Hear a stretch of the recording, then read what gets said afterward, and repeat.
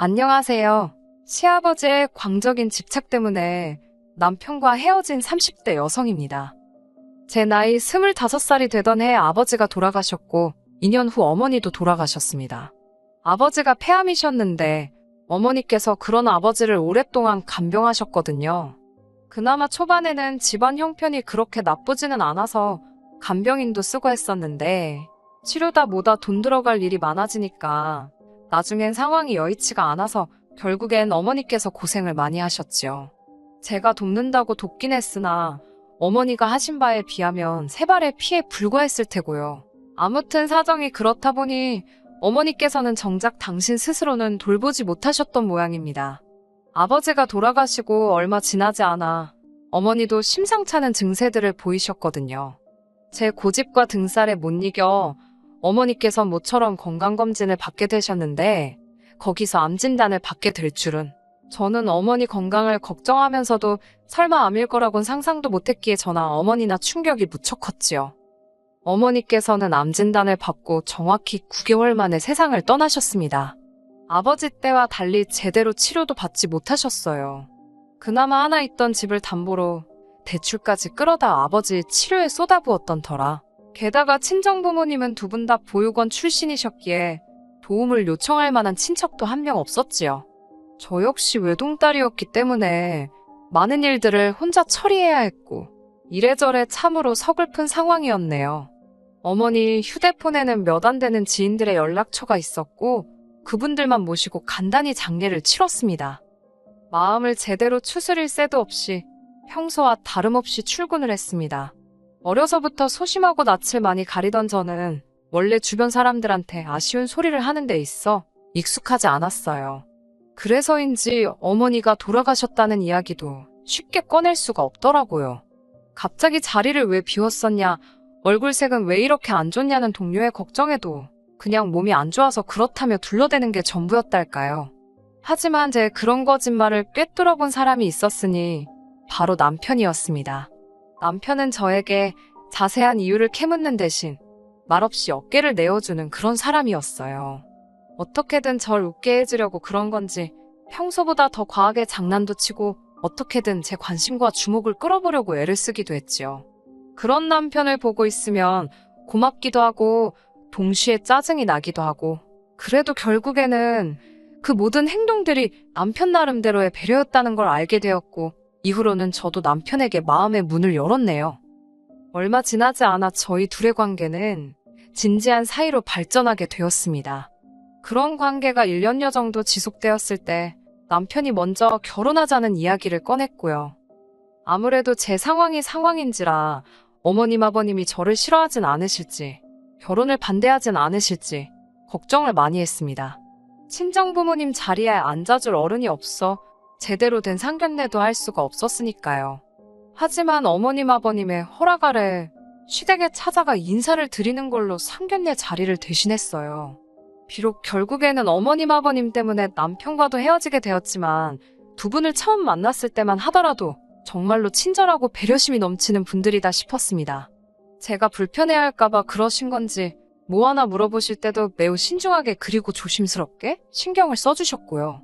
뿐만 아니라 친정부모님에 대한 이야기가 나왔을 때는 어머님께서 눈물을 보이셨고 아버님께서는 이제 당신들이 저를 친딸처럼 아껴주시겠다며 사랑한다고 말씀해 주시기까지 하셨네요.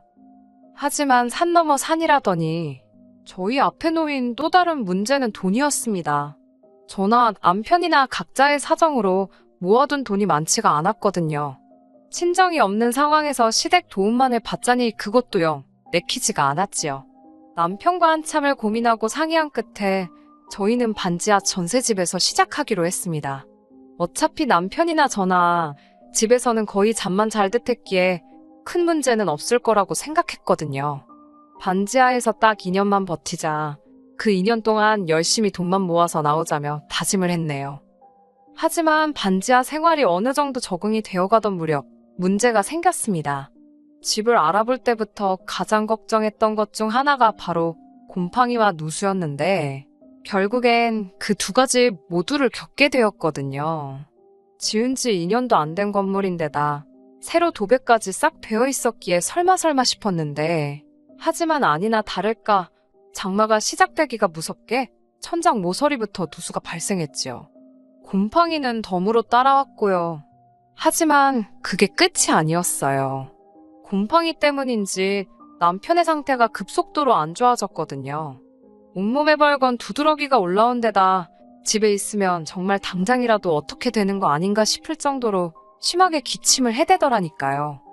결국 보다 못한 제가 남편을 데리고 병원에 갔는데 무슨 이름도 길고 어려운 증후군 증세도 보이고 이대로 두었다간 폐렴에 걸릴 수도 있다는 무서운 이야기를 듣게 되었습니다.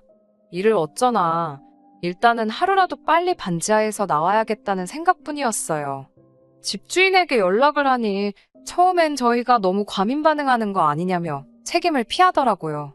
하지만 자기 눈으로 남편 상태를 보더니 그제서야 먼저 미안하다며 계약을 물러주겠다 하대요. 대신 주변에다가 괜히 누수네 곰팡이네 그런 소리는 말아달랍니다. 아무래도 대학 가다 보니 소문에 꽤나 신경이 쓰였던 모양이에요. 아무튼 그리고 당연히 이 소식을 어머님 아버님께도 알렸습니다. 어머님께서는 무척 속상해 하시더니 기왕 이렇게 된 거 들어와 살라 하시더군요. 뭐하러 생고생을 사서 하냐며 살림 같은 거 시키지도 않을 거고 애라도 갖게 되면 당신이 다 도와줄 거라고. 같이 살면서 돈이나 바짝 벌어 나가라셨지요. 솔직히 이때만 하더라도 저는 어머님의 말씀에 꽤나 감동했어요. 물론 제가 바보는 아니었기에 막상 같이 살기 시작하면 결국엔 제가 살림을 하게 될 수도 있고 여러 가지 변수가 있을 거다, 힘든 일도 있을 거란 건 충분히 예상하고 있었고요. 그래도 어찌됐건 어머님께서 저희를 도와주고자 하신 말씀이라 생각하니 정말 감사했답니다.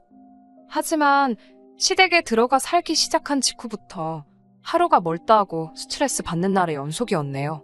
그 이유는 바로 아버님이셨고요. 다정다감한 줄만 알았던 아버님 때문에 제가 이토록 힘들어질 거라곤 상상도 못했네요. 아버님께선 아침부터 저녁까지 저희가 집에 있는 한 당신 눈에 보이는 곳에 있기를 바라셨어요. 솔직히 말하자면 비록 저희가 어쩔 수 없는 상황 때문에 합가를 하긴 했지만 저희는 여전히 신혼이었잖아요. 단지 잠자리를 이야기하는 것이 아니라 둘이서만 대화도 하고 싶고 둘이서만 쉬고 싶고 둘이서만 하고 싶고 해야 하는 것들이 많은데 둘 다 맞벌이를 하다 보니 결국 뭐가 됐건 간에 둘이 함께하는 시간은 퇴근 후가 전부였지요. 하지만 일단 저나 남편이 집에 도착하면 아버님께선 그렇게 저희를 거실로 불러내셨습니다. 거실에서 같이 TV 보자고. 왜 방에만 있냐고요. 문제는 그렇다고 해서 저희가 보고 싶은 것을 보는 것도 아닙니다. 아버님께서는 당신이 선호하시는 정치색을 보이는 채널만 하루 종일 주구장창 보셨어요. 그게 아니면 미국 레슬링 프로그램이었지요. 저는 그러면 TV 앞에서 소위 멍 때리고 있거나 핸드폰을 하곤 했는데 그걸 또 그렇게 싫어하셨습니다. 같이 TV 보자니까 왜 핸드폰만 들여다보고 있냐며 한 번은 막무가내로 제 핸드폰을 뺏어가기도 하셨지요. 제가 너무 놀라기도 했고 기분도 나빠서 아버님을 쳐다보니 그러니까 하지 말라는 짓을 왜 하냐면서 예의를 지키랍니다. 아버님의 간섭은 이뿐만이 아니었습니다. 어쩌다 남편과 제가 둘이 모임에라도 가는 날이면 아버님이 나서서 저희의 옷차림을 단속하셨어요. 모임의 성격이나 장소에 따라 저희가 어련히 알아서 잘 챙겨 입고 가겠어요. 한 번은 현관에서 신발을 신던 저를 붙들고는 옷을 왜 이렇게 입었냐. 사구려처럼 보인다 어쩐다. 가서 저번에 입었던 걸로 바꿔 입고 와라. 더 짜증이 났던 건 그런 아버님의 행동이 남편이 보기엔 며느리를 너무 예뻐해서 그러는 것 같답니다. 심지어 정말로 저희가 모임에 가는 건지 아니면 당신만 따돌리고 둘이서 어디 놀러라도 가는 건 아닌지 그걸 감시하려고 몰래 저희 뒤를 밟으신 적도 있답니다. 저는 놀라다 못해 소름이 다 끼치던데 정작 남편은 아버님이 은퇴하시고 집에만 계시니 심심해서 저러신가 보다며 다음에는 아버님도 모시고 같이 어디 놀러라도 가자고 하더라고요. 제가 황당해서 어머님 계시지 않냐, 두 분 사이가 나쁜 것도 아닌데 도대체 왜 이러시는지 모르겠다 하니까 남편도 그러면 어머님도 모시고 가자는 뚱딴지 같은 소리나 하더라니까요. 그러다 제가 그 집에서 나와야겠다고 결심을 하게 된 결정적인 사건이 터졌습니다. 같이 살기 시작하고 얼마 지나지 않아서부터 아버님께서는 저를 딸내미라고 부르기 시작하셨습니다. 그러면서 당신에게 아빠라고 부르고 어머님께 엄마라고 부르길 바라는 눈치셨어요. 실제로 제 주변의 시집간 친구들 중에도 자기 시부모님께 아빠 엄마라고 부르는 친구들도 있긴 하지만 이상하게 전 그 말이 입에서 나오지 않더라고요. 돌아가신 부모님께 괜히 죄송스럽기도 했고 뭐라고 말로 정확히 표현할 수는 없었지만 불편했어요. 그래서 안 했습니다. 그런 와중 하루는 아버님께서 친구분들과 저녁 약속이 있다 하셨습니다. 그날따라 남편은 야근으로 늦는다고 했고 어머님은 진작에 주무신다 하셨기에 아버님의 연락을 받고 저 혼자 마중을 나갔지요. 아주 늦은 시간도 아니었는데 아버님께서는 꽤나 취하신 듯 했습니다. 저를 보시더니 우리 딸내미가 아빠 마중 나왔네 그러시는데 제가 성격이 능글맞지가 못해서 떨떠름하게 웃기만 했어요. 그랬더니 아버님께서 너는 나를 무시하냐며 갑자기 주먹으로 제 머리를 쥐어박으셨어요. 제가 너무 놀라서 아버님을 쳐다보니 뭘 잘했다고 쳐다보냐며 한 대 더 쥐어박으시더라고요. 어처구니가 없고 너무 화가 나서 아버님 왜 이러시냐고 저도 모르게 소리를 질렀습니다. 그러자 아버님께서도 저더러 저 눈깔 좀 보라며 그 말을 하시는 아버님 표정이 얼마나 살벌하던지 놀란 제가 쟁걸음으로 먼저 도망치듯 집으로 들어갔습니다. 곧바로 아버님이 뒤따라 들어오는 소리가 들렸는데 제 심장이 터질 것처럼 빠르게 뛰대요. 집에 어머님이 계신다는 걸 알면서도 아버님의 존재 자체가 너무 무섭게 느껴졌어요. 아버님과 간발의 차로 제가 먼저 방문을 잠그니 아버님께서 너 이리 좀 나와보라며 너는 아빠 알기를 우습게 아냐고 고래고래 소리를 지르셨습니다.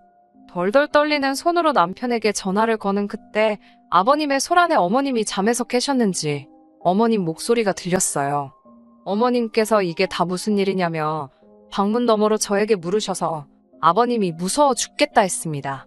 그러자 어머님이 아버님께 한 소리를 하시는 듯 했는데 뒤이어 어머님의 악하는 소리와 함께 쿵소리가 들렸습니다. 그리고는 바로 또 뭔가 던져지고 깨지고 아무래도 두 분이 싸우시는 것 같았지요. 남편에게 빨리 집에 오라고 아무래도 아버님이 어머님을 때리시는 것 같다 하니까 남편이 무슨 일 있었냐고 묻더라고요. 저는 그런 걸 설명할 시간이 어딨냐고 아버님이 무서워서 내가 방에 숨었더니 어머님이 아버님한테 나 대신 한마디 해주시려다 저렇게 된 것 같다고 했어요. 솔직히 당시의 기억이 아주 선명하지는 않아요. 그 정도로 충격이 컸기 때문이겠지요.